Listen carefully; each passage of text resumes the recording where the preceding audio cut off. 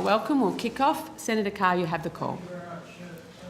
New CEO, when do they start? When does she start? She starts on the 3rd of July. I see. 30th of July, that's very 3rd. Third, I see. So this is your last estimates as the acting CEO?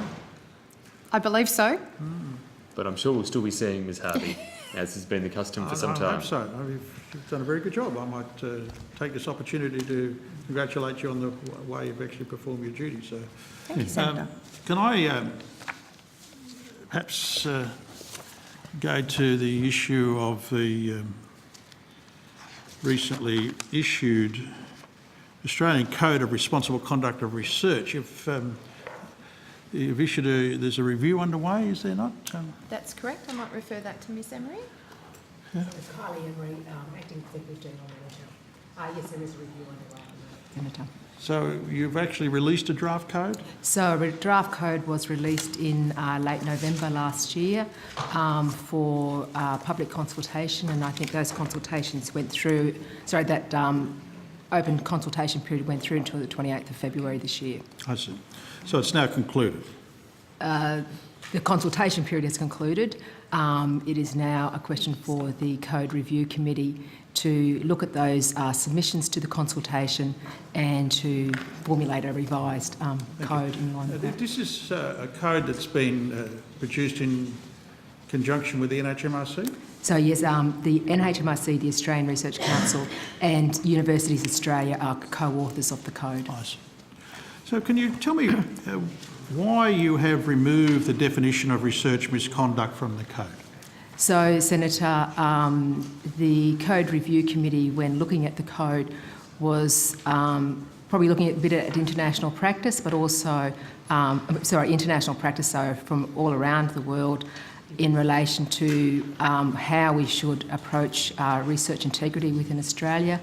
And one of the things that it took into account was that research misconduct is not actually defined all around the world, and there are differing definitions, but also that what they have sought to have the focus when they've removed that definition is about the actual conduct. So looking at the conduct which is the subject of an allegation or a complaint, looking at whether that is a breach of the code, and then if it is a breach of the code, then to consider what should be the sanctions or the penalties that should be put in place for that particular researcher or group of researchers. So it was really trying to, I suppose, focus the issue around the conduct rather than looking at whether that conduct does amount to research misconduct, which we have had, I suppose, feedback from some of the sector that they find that consideration quite a difficult consideration. So it's sort of trying to make it about what the actual conduct is rather than what you label it.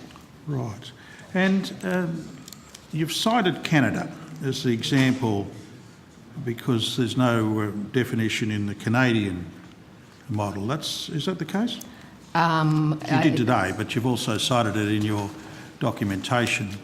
Yes, I think that was some of the documentation. In the consultation paper? Yes. Yes. That's correct, isn't it? That's correct. Yes. Are there any other examples that you can cite internationally where... There was a Singapore statement as well, quite, I think, probably from about a few years ago, where they also don't refer to research misconduct. So I think there are some Asian... It's more common in the Asian sector, higher education sector, where they don't refer to research misconduct, but they look at it in terms of ethics. So what do they do in the United States? I think the United States has a definition of research misconduct, yes, which is quite a strict definition. Sure, around but they do have a definition. Yeah. What about the United Kingdom? Senator, I'm not quite sure. I think it does, but I think you'll find they do. Yes. What about in Europe generally? Is there a definition across Europe that's used? I do believe that the European, I think it's Research Council, has recently issued a document which has a definition. And in China, do they have a definition that is used widely in China? I'm not sure, Senator. Perhaps you should have a look at that. Perhaps you could take that on notice for me. Yeah. What about Japan? Do they have a definition? I'm not sure, Senator. Yeah. Perhaps you could have a look at that for me as well. I'm just wondering, given that the assertion that the ARC's made that there's no internationally agreed statement, why that in itself would be sufficient for us to exclude it from our definition. So, Senator, as I was explaining, the Code Review Committee is still considering all the submissions that have been made. So it's really a question for them as to what advice they give to the three co-authors. Was it excluded because Universities Australia wanted you to exclude it? No, Senator. Well, what was the reason other than the one you've stated? Are there any other reasons you could cite? Senator, the reason behind looking at whether we should have a definition of research misconduct was to focus people's attention on what is research integrity. So about what it means to have responsible research within Australia rather than what you actually label it. I see. Well, University of Canberra Assistant Professor Wendy Bython has said that a less prescriptive code could allow for more instances of misconduct to be pursued. Do you think she's right? Senator, under the Australian Research Council's Research Integrity and Research Misconduct Policy, we require all instances of research integrity to be reported to the ARC. So we have already turned our focus to research integrity rather than what is research misconduct. So it would allow for people not to be more focused on what actually they label it, but what the actual conduct is. So can you tell me, are there any instances of misconduct that are getting off under the current model? Sorry, could you just repeat that? Are there any examples that you're aware of the misconduct going unreported under the current model? No, Senator. We have a reporting mechanism in place for all researchers who are funded by the Australian Research Council. We require those instances to be reported to us. So, Senator, that's actually a requirement of institutions and researchers for that Yes, to be that's right, there reported is, to us. isn't it? So what is the current model? Sorry, what is the current? I missed that. What is the current model? So the current model is that we have the Australian Code for the Responsible Conduct of Research, which was issued in 2007. That is then underpinned by the Australian Research Council Research Integrity and Research Misconduct Policy, Yes. which has a range of obligations on universities, which is enforced through our funding agreements. That's right, it's actually a condition of grant, isn't it? Yes. And is the Australian Research Integrity Committee still in existence? The Australian Research Integrity Committee is still in existence. And who's on that? So we currently, sorry, Senator, I just need to get all the names. So we have Mr. Ron Brandt is still the chair of that committee. Right. Sheila Shaver, Kerry Breen, and So Kerry Breen's still a member, is he he? is indeed. It's right there, and Ms. Julie Hamblin. Sorry, that should be Emeritus Professor Hamblin? Sheila. Shaver, Hamblin. is Shaver still a member? She is indeed. They are all members through until the end of December 2019. We have also just recently, in conjunction with the NHMRC, appointed 4 additional members. Oh, yeah.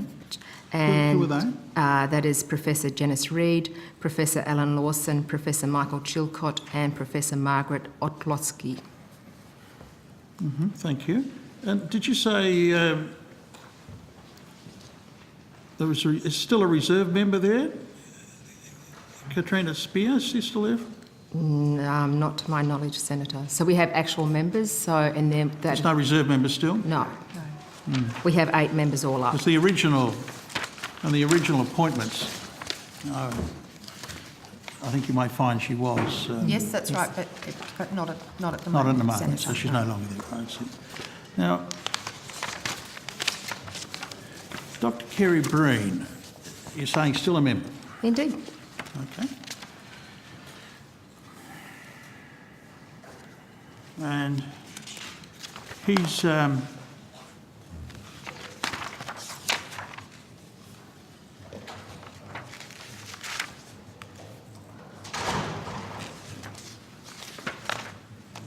you seen the comments that he's made about this particular new code? I've seen his his comments, Senator. Well, I've seen some comments of Dr. Kerry Breen. Well, so he says that it's an amazingly arbitrary decision solely based on its current use in Canada. Is that, and he's not an inexperienced observer of these matters, is he? Indeed, he is not, Senator. So he's been heavily involved in the NHMRC health ethics for a generation. Very senior medical researcher in Melbourne for a generation. President of the Medical Practitioners Board in Victoria for decades, it would seem. President of the Medical Council for extensive periods. I'm just wondering, I mean, if he's making the statement that this is an amazingly arbitrary decision, I'm just wondering, is he correct? I couldn't comment on that, Senator. Well, Professor David Val, the Deputy Director of the Walter Eliza Institute, he also says it will give institutions too much wriggle room.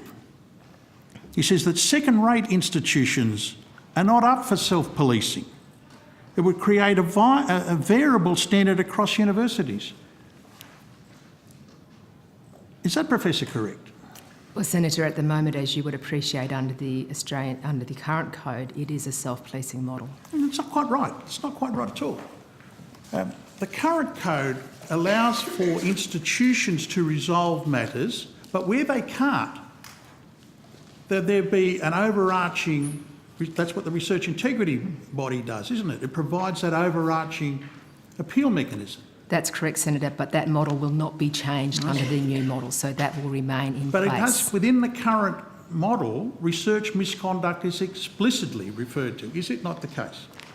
Research misconduct is, but all conduct which has an implication for research integrity is the specific focus of the new code.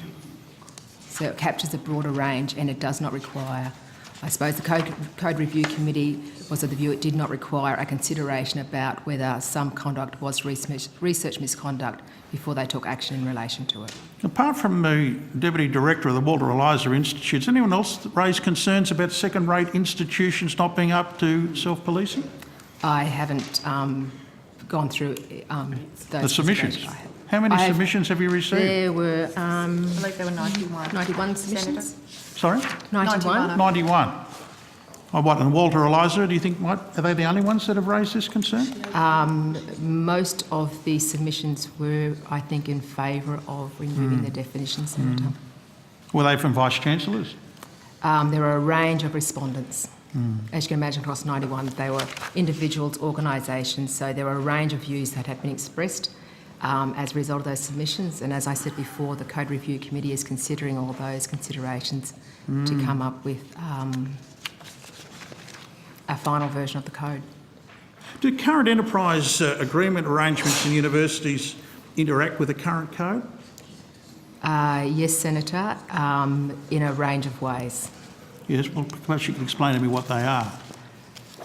I probably think that's probably best I take on notice, Senator. There are 40-odd institutions, so they all have different versions of enterprise agreements, and it's impossible to, I think, try to convey the different interactions here.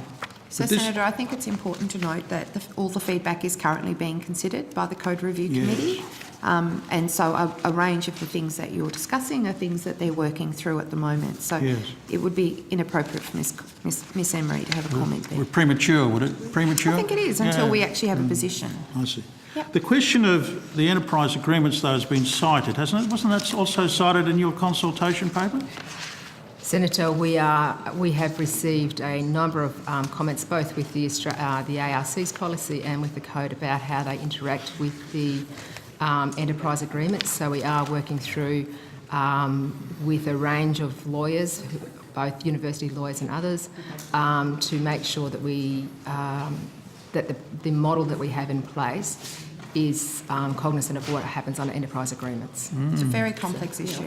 Very complex indeed. But isn't there also a case that the university is a bit slow off the mark to actually get their enterprise agreements in line with their research conduct responsibilities? I couldn't comment on that. Well, given that these codes have been around since 2007 or variously 2010, I mean, they have a fair time to get this right, haven't they?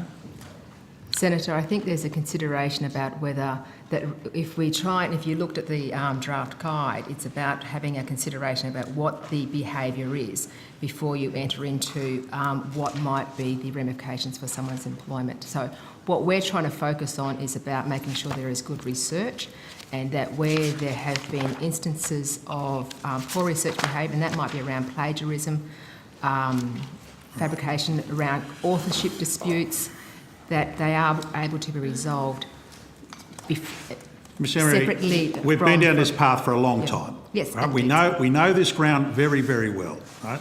And I've got no doubt you've got quite detailed statistics on the level of disputation there is around these types of issues. I take it, for instance, you've seen the material that is available internationally on these questions. So, for instance, are you aware of what's happening in the United Kingdom on these questions? Oh, Senator, what I'd say to you is the Code Review Committee is considering a range of different things, and it would be premature for Ms Emery to comment on indeed. that. Or the ARC, in fact. However, you've put out a paper which has quite serious changes to the For way in which consultation. research misconduct is assessed and evaluated, and I would suggest to you it covers extraordinarily important matters which go to fundamental issues about public confidence in the research program in this country. Absolutely. I would have thought you would have considered some of these matters before you put the paper out, not now. So, Senator, we did go through, there was probably a year in the drafting of the code. There have been a number of discussions through that Yes. time. So you've had plenty of time to get it right then. And it was really about trying to address that issue about looking at the actual behaviour rather than what you label it. All right, the But actual as I s- behaviour. as All right, we let's both deal with the actual behaviour. There is a report on the 25th of this year in the Sydney Morning Herald claiming, let me just get that, claiming that more than $3 million on unreliable research. Are you familiar with that assertion? I'm familiar with the article, Senator. Let me just get that attachment D.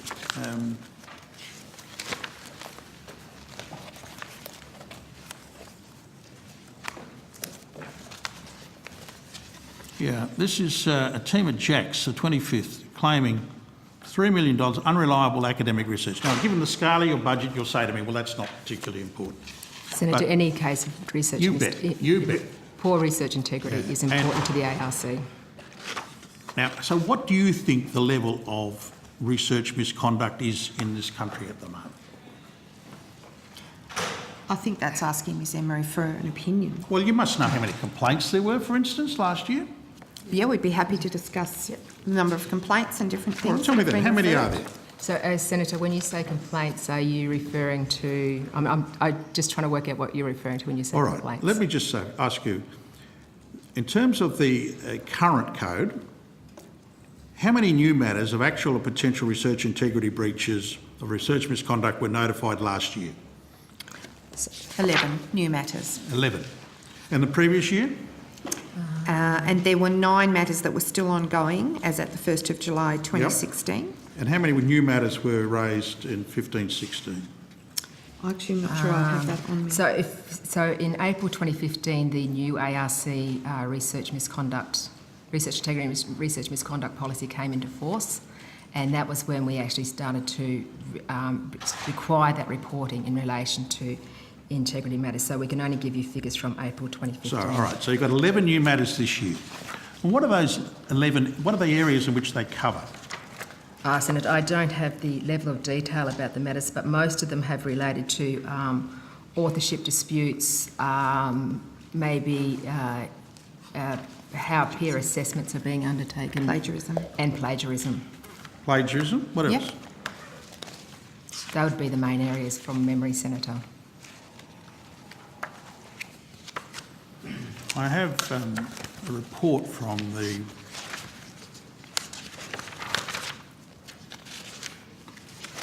the British chief scientist, the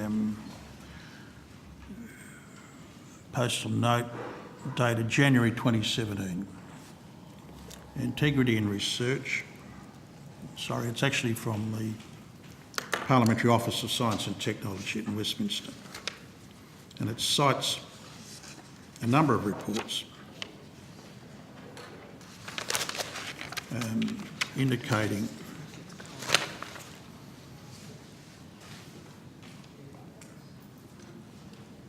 that deliberate misconduct such as falsification, fabrication, cherry-picking of results or failing to duty of care to research participants or patients, publication misconducts, plagiarism, research duplicating findings in different publications are considered to be important.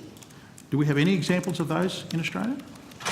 I think I've probably just mentioned a number of those, Senator. Yes. We have inadvertent errors and questionable research practices. Clearly we have those, that Yes, categorisation. So there's two different types. And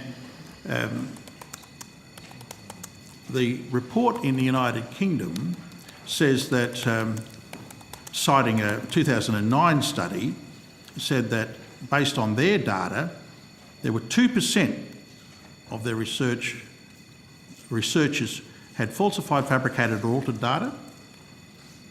34% admitted other questionable research practices. And 14% of the survey that had been undertaken knew that a colleague had fabricated, falsified or modified data. Now, if in Britain they're reporting research findings of that dimension, is it possible that in Australia we have a problem much larger than the case of the 11 instances that have been reported? I don't think I can answer that, Senator. We've done no research on that. But have you studied any of these international practices, given that you say that there's no agreed results on the... Agreed definition of... Yeah, agreed definitions?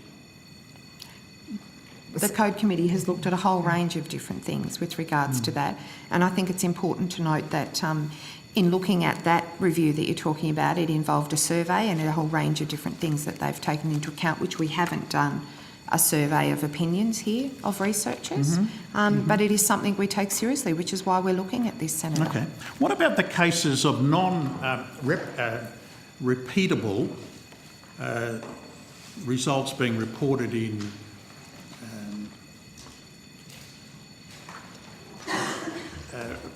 major scientific journals? Have you got any examples of that? Not to my knowledge, None Senator. at all? Not to my knowledge. I don't know. I'll ask you the to answer. take that on notice. Yep. Have they got any evidence coming to the Australian Research Council of major scientific journals publishing papers containing experiments that have not been able to be verified? I'll take it on notice, Senator. Thank you. Have you had any grants that had to be repaid? We've had 3 grants from memory, Senator, over the last 2 years, which have required either repayment or were terminated. And what were they for? I can't remember the exact reasons for why we terminated, but they were serious cases of research integrity. And how much was involved? So the one that actually required the repayment was in relation to the inadvertent misuse of funding, and that was $202. And $202? That's for a specific for one specific inadvertent case. misuse of funding. And I'm just trying to find, Senator, the other 2 projects. I might need to take that on notice. I'm sorry. I don't think $202 is an insignificant amount in itself, but it's not the issue. The fact that it had to be repaid, I think, is the problem. I can assure you, if there was a politician involved, there would be a substantial issue of public notoriety. That's why we take research integrity so seriously, So you should. Senator, So and you that's should. why that grants are terminated Yes. and discussions are held with the institutions. So the there's one one that grant? Ms Emery has talked about is one case where there was one where it was a $202 had to be repaid because of misadvertent misuse of funding under the funding rules, because we have very specific categories of what it can. You And we have mentioned- other ones where we actually terminate the grant in its entirety. What were the other 2 grants that had to be repaid? I've taken that on notice, Senator, because I don't have the exact figures. And one of the, it's been put to me that the code should be used to ensure continued public trust in good conduct of research. The Australian community expects that researchers' conduct conduct their work responsibly, ethically, and for the benefit of the community. Where this is not taking place, the community would rightly have an expectation that adequate processes are in place to investigate and, where necessary, sanction those that have found to have not met these standards. And with the fact that there is no reference here to research misconduct, doesn't it open the charge that the ARC is not doing that? Senator, as we've said repeatedly, we do take research integrity breaches very seriously. Repayment of grants is just one element of what we might impose. Other sanctions that might be imposed along the way are double certification of research proposals, not being able to actually lodge a research proposal for a certain period of time. So we're looking at behaviour in relation to particular researchers and thinking about what is the right sanction or penalty to put in place for that particular researcher. So it doesn't always require a repayment of a grant, because sometimes it does not relate to actual grant funding.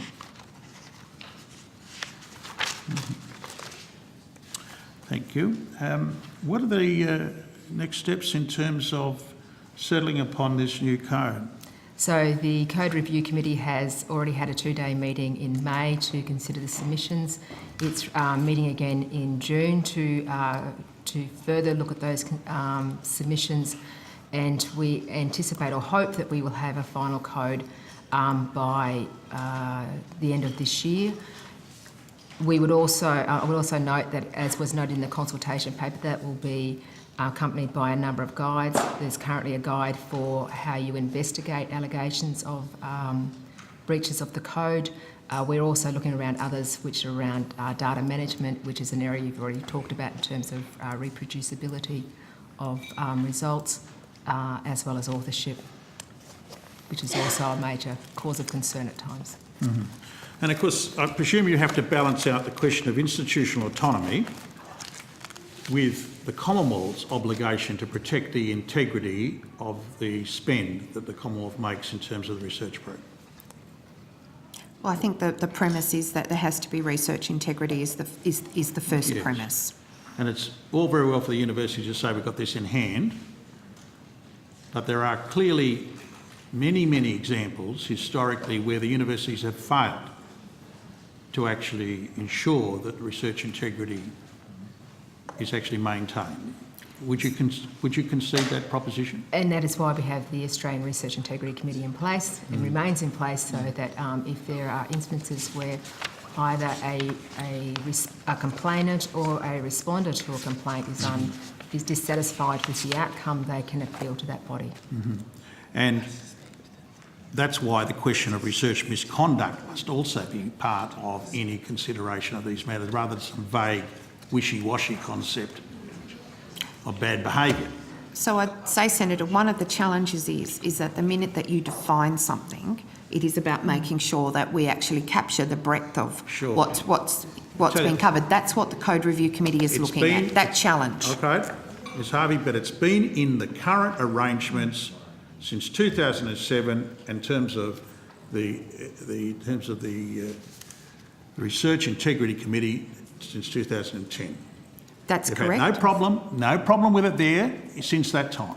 Well, that's, Senator, I think that some institutions have struggled with the idea Some about... institutions have had struggle with management of this issue. Some institutions have Huh? struggled with labelling particular conduct as research misconduct. That's because they don't want to deal with it. And that's why we have suggested that a broader approach be taken in relation to research misconduct, And it's so out- that it doesn't yeah. have to be a consideration, that they have to look at the actual conduct and whether it breaches the Except code. the Americans don't seem to have any problem. The Japanese, the Chinese, the English, there doesn't seem to be a problem in those countries, which are probably more equivalent in terms of our research program.